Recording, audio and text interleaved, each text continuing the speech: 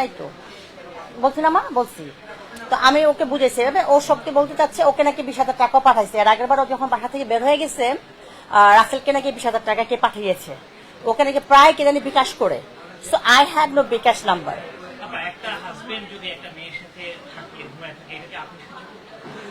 কখনই না, আমি সেই সংসার করবোই তো না, আমি শুনলেও তো সংসার করবো না। না আমি তো ওরা বলছি ডিভোর্স তো দেরিতে, ওরা বলছে তুমি ডিভোর্স দিয়ে দাও, তুমি তোমার 2 মেয়েকে বাচ্চাকে নিয়ে থাকো। বাচ্চা হচ্ছে নারীর একটা সম্পদ। একটা মা একটা বাচ্চাকে নিয়ে সারা জীবন পার করে দেয়।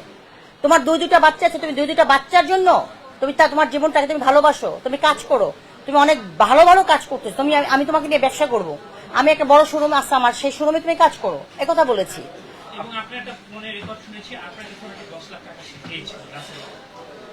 না না না, আমার কাছে কখনো টাকা চায় না, আমার কাছে তো আমার টাকা নেয়, রাকিব ভাই নেয়। রাসেল আমার কাছে কখনো টাকা নেয়নি, কখনো টাকা চাইনি। না, নাটকটা 1 লাখ টাকা নাটকের জন্য চাইছিল। অবশ্যই আমার এই মুহূর্তে টাকা দেওয়ার সামর্থ্য নাই, আমি এখন নাটক বানাবো না। আমি আগে টেলিভিশনে আমার অনুমোদন আসুক, তারপর আমি নাটক বানাবো। আমার সাইড থেকে শেষ প্রশ্ন, সেটা হচ্ছে যে অনেকেই সামাজিক যোগাযোগ মাধ্যমে অনেকে ধারণা করতেছেন যে রাসেল মিয়া আপনার ভাই, যেটা আমার এক সহকর্মী বললেন যে অনেকেই জানতে হয়তো পারিবারিক সম্পর্ক, যেটা আপনি ক্লিয়ার করলেন। আপনার খুবই ঘনিষ্ঠ একজন মানুষ, আপনি তাকে স্নেহ করেন, পছন্দ করেন। এখন রাসেল মিয়া হচ্ছে বর্ষার যে মামলা, সেই মামলায় সে এখন খুব সম্ভবত কারাগারে থাকার কথা।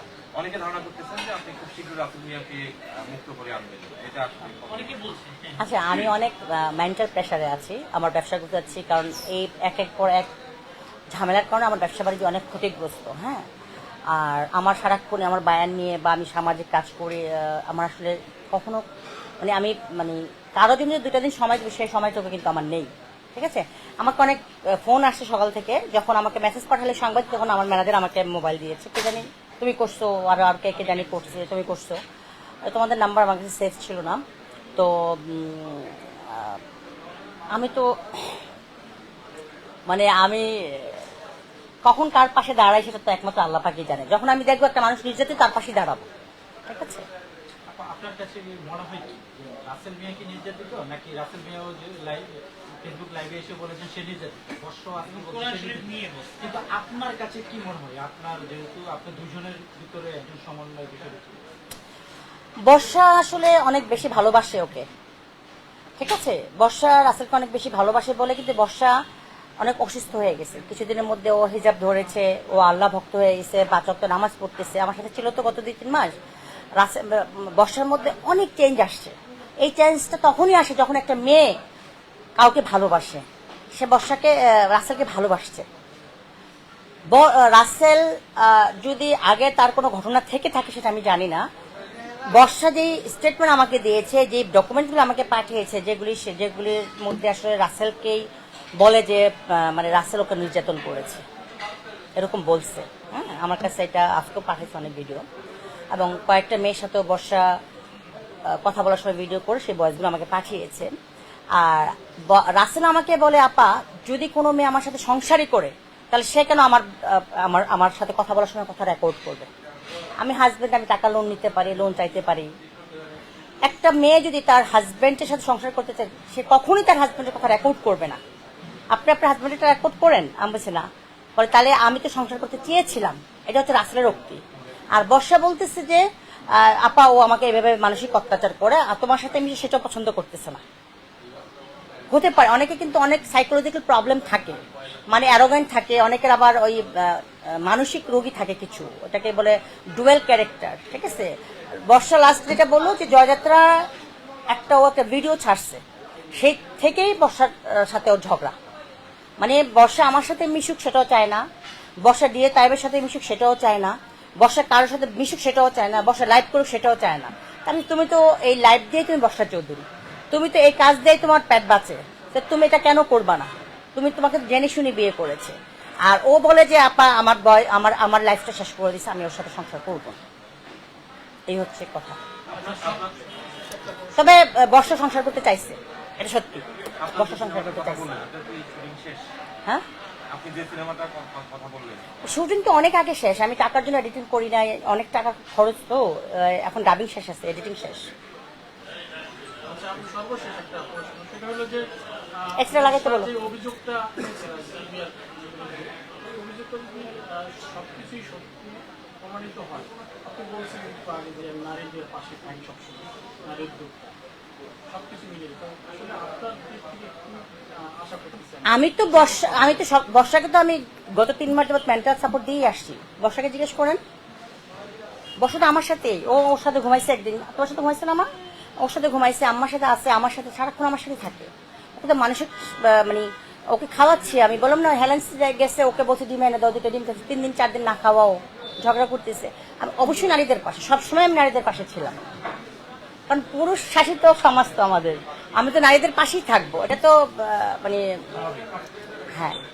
একটা প্রশ্ন একটু জানতে চাই যে রাসেল মিয়া বর্ষা দিদি বললো যে যে মামলা যেটি সেটি আসলে আরো কয়েকদিন আগে করা, টিস্যু দাও। মামলাটি আরো কয়েকদিন আগেরই করা, তবে মানে রাস্তার একটা না বর্ষারটা? বর্ষা যেটা করলো ওটা 21 তারিখ করা, 21 তারিখ আমার কাছে কপি আছে। ওইটা গতকালকে পেলাম। যাই হোক, একটু জানতে চাই যে এই মামলাটি হওয়ার পরে রাসেল মিয়া কি আপনার কাছে কোনো সহায়তা চেয়েছে কিনা বা ফোন করে কিছু না বলছে কিনা? না, আমি ওরে মামলা হওয়ার আগে বলছি, বর্ষা তখন ছিল, বর্ষার সামনে আমি ফোন করছি, আমি বলছি ভাই আরেকবার করো, সংসারটা দেখো, চেষ্টা করো। তখন ও বলছে যে আপার সমস্যা নেই, ও যদি আমাকে জেলে পাঠাক, আমাকে মামলা দেখ, আমি তুমি তো শেষ হয়ে যাবো ভাই, তোমার লাইফটা কিন্তু শেষ হয়ে যাবে।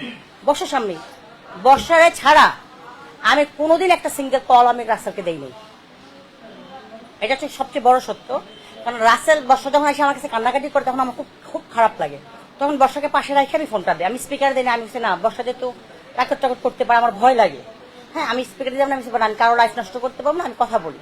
পরে ও সবসময় রাসেল নেগেটিভই বলছে না আমি সংসার করবো না। রাসেল আপনার সাথে যোগাযোগ করতে নিষেধ করতে কেন বলছে? রাসেল আপনার সাথে বর্ষার সাথে যেন কমিউনিকেশন বলছে, অনেকের সাথে যেন সেই কথা না বলে, পেজ না করতে হবে, এটা কেন বলছে? এটা আমাকে মানে বর্ষা বলছে, রাসেল বলে নাই। বরং রাসেল গতকালকে আমাকে একটা দিছে, SMS দিছে যে আপা আপনার হ্যারেন্সের মালগুলি, আমার তো করোনার সময় আমার বন্ধ, আমি ঝামেলায় ছিলাম, মোট 4 বছর যাবত আমার দোকানটা বন্ধ, তো বলছে এই মালগুলি আপনি বর্ষাকে দিয়ে লাইভ টাইপ করায় সেল করে দেন আপা, ওকে যে লাইভ করলে আপনার জিনিসটা সেল হয়ে যাবে। পরশুদিন বর্ষা গতকালকে বলছে রাসেল আমাকে।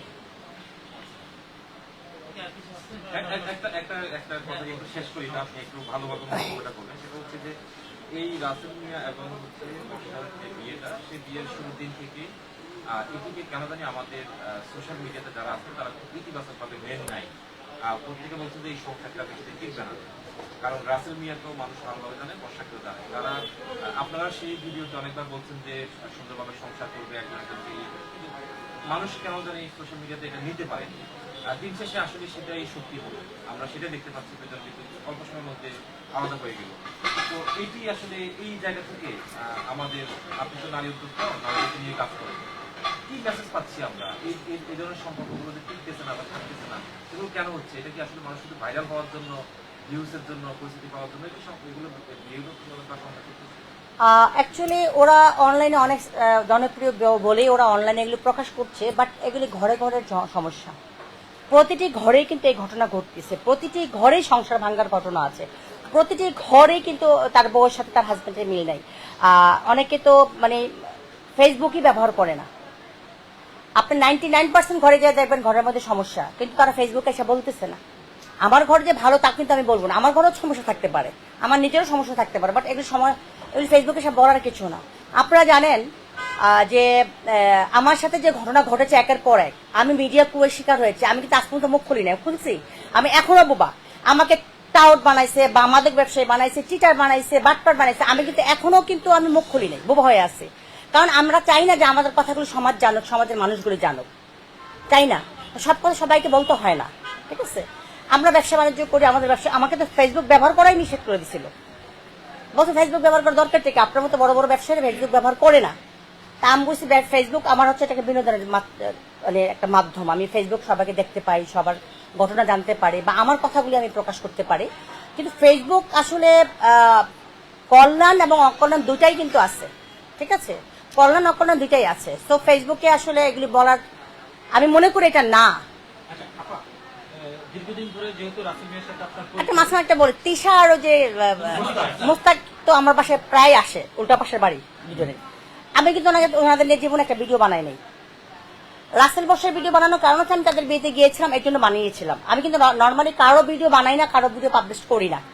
আমি একটা রেস্টুরেন্টে খেতে গিয়েছিলাম, একটা বউ এসে আমাকে বলতেছে আপা, মানে আমাকে দেখে সে জড়ায় ধরছে। তো যারা অনেক উৎসাহী আসে তাদেরকে নিয়ে আমি ভিডিও বানাই। আমি নর্মালি কাউকে নিয়ে ভিডিও বানানোর আসলে ইচ্ছা আমার নাই, বা আমারও সেই সুযোগও নেই, সময়ও নেই, ঠিক আছে। তবে হ্যাঁ, বর্ষা মেয়েটা মানে অনেক কষ্ট পাচ্ছে, অনেক অসুস্থ।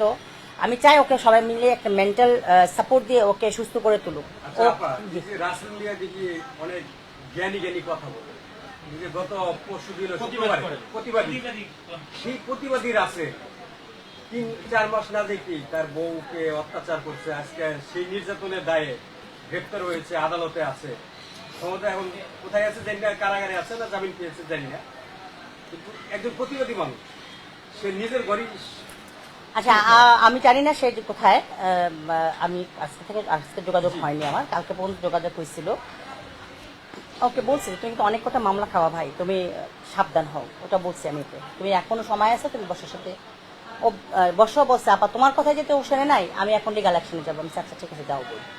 আচ্ছা, আর রাসেল প্রতিবাদী, ঠিক আছে। আমাকে যখন প্রথমবার আমার সাথে মিডিয়া কুয়ের শিকার হয়েছিলাম, তখনও রাসেল আমাকে নিয়ে কথা বলেছিল যে আমি হাজার হাজার অভিভাবক, হাজার হাজার শ্রমিকের অভিভাবক, আমার উপরে যে নির্যাতনটা হচ্ছে এটা মোটো ভালো হচ্ছে না। তখন তাকে আবার ডিবিতে নিয়ে নাকি বলছিল যে আমার আঙ্গুলগুলি কেটে দেন, আমি এই ডিলেট করবো না এই পোস্ট, মানে ওকে ডিলেট করার জন্য বলছিল পোস্টটা।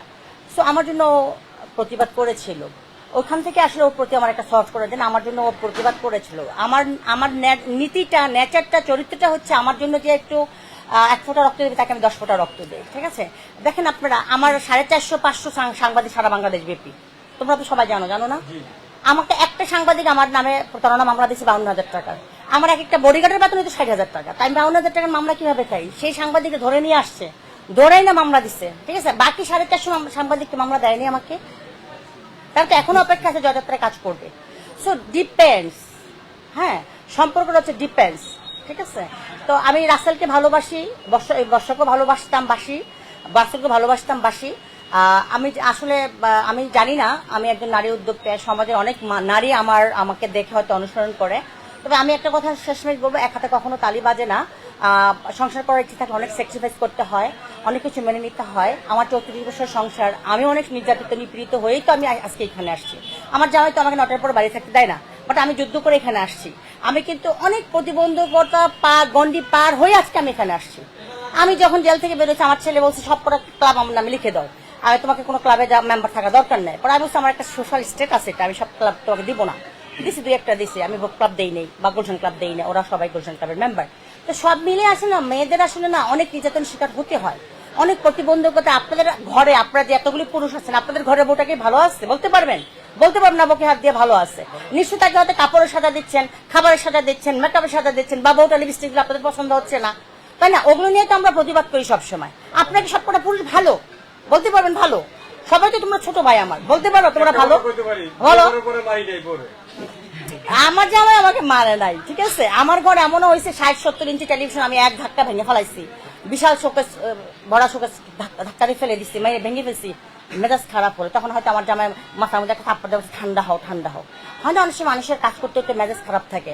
সো আসলে স্যাক্রিফাইস ইজ দ্য, আমি মনে করি আর কি, যে honesty is the best policy in the Bangladesh, মানে ওয়ার্ল্ড। একটা মানুষ যে অনেস্ট হয়, তার পিছনে যত ষড়যন্ত্রই থাকুক, হ্যাঁ, অনেস্টি হচ্ছে মূল সম্পদ। আমি অনেস্ট থাকলে আমাকে কেউ ঠকাতে পারবে না, কেউ ষড়যন্ত্র করে আমাকে গায়াল করতে পারবে না। আর স্যাক্রিফাইস হচ্ছে আরেকটা সম্পদ। যদি কেউ স্যাক্রিফাইস করেন, আপনাদেরকে বলবো, তোমাদেরকে বলবো, ছোট ভাইরা, তোমরা যদি স্যাক্রিফাইস করো, তোমরা তোমাদের বউ নিয়ে ভালো থাকবা। আমার ঘরে 2টা মেয়ে আছে, সবসময় আমি আমার মেয়েদের কথাই চিন্তা করি, এবং আমার এমন এমন রেকর্ড আছে, এমন বড় বড় মানুষ আমার কাছে আছে, তাদের সংসারগুলো আমি টিকাই দিছি। একজনের বউ আমাকে বলছে, অনেক বড় সাংবাদিক, নাম বলবো না, বলছে আপা ও তো বাসায় আসার পরে দেখলাম যে ওর মোবাইলে একটা মেয়ে ওই মানে অ্যাডাল্ট কিছু পিকচার দিয়ে বলছে